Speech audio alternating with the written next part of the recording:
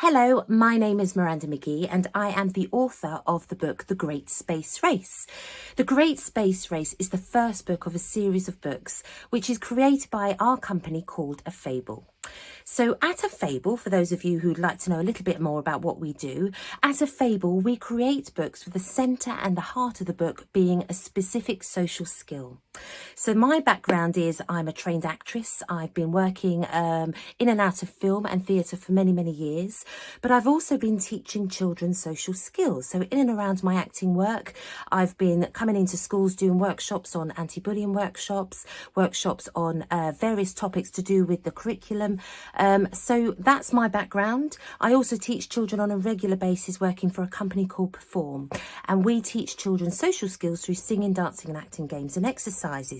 So how did I get to this journey? How did I create my first book? Well, I discovered through working and teaching children that I could see how much more engagement children had when they're having fun. So lots and lots of fun, lots of engagement, and they really developed as little people, and that really excited me. I was so passionate about that, and obviously being an actor myself as well, I was able to write and, you know, take the children into the world of the let's pretend. So that's what brought me on to writing my first book, The Great Space Race. So The Great Space Race is part of a book of series of books, and there will be, each book will have a different interpersonal skill. This one is specifically designed to help children understand the importance of being tidy and organised and how that can bring a sense of achievement and productivity. So I'm going to read a little bit of the book for you now. I hope you enjoy it. The Great Space Race. Oh, I forgot to mention, each book is actually personalised. So that means that the child who's reading the book will be the centre character in the book. There is an avatar to represent that child, and they also will see their name as, you know, part of the text throughout the book. So this book is actually personalised to a little boy called Marcus. So I hope you enjoy it. Here we go. Chapter 1, A Messy Bedroom. Marcus had to get up for school.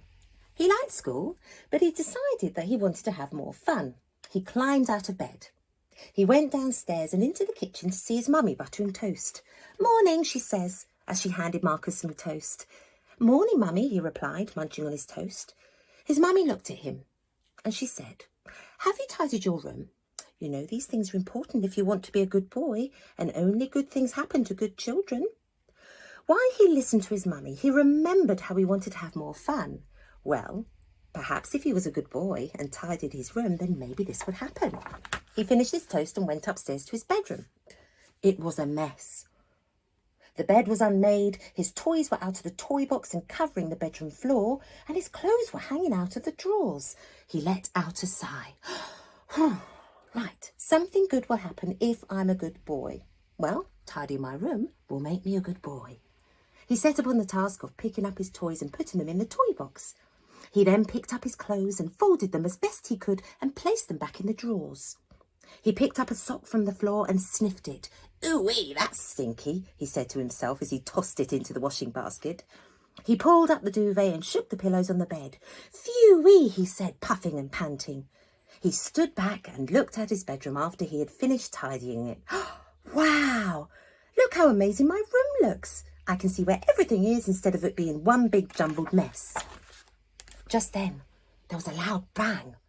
Marcus went downstairs to investigate. At the front door, on the mat, there was a large envelope. He picked it up. Written on the front, it said, "To Marcus from the Fabler." "It's for me?" he asked himself. He opened it. He pulled a shiny book out of the envelope. The title of the book read, The Great Space Race, Marcus's Adventure. "Wow," Marcus said. Just then, the book started to shake. Marcus dropped it to the floor and the pages fell open. All of a sudden, Marcus felt very light. He looked down to see his feet had risen off the floor. He was floating.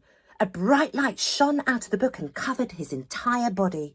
There was a big whoosh sound and everything went black. And I'm going to leave it there. I hope you enjoyed it. Bye-bye.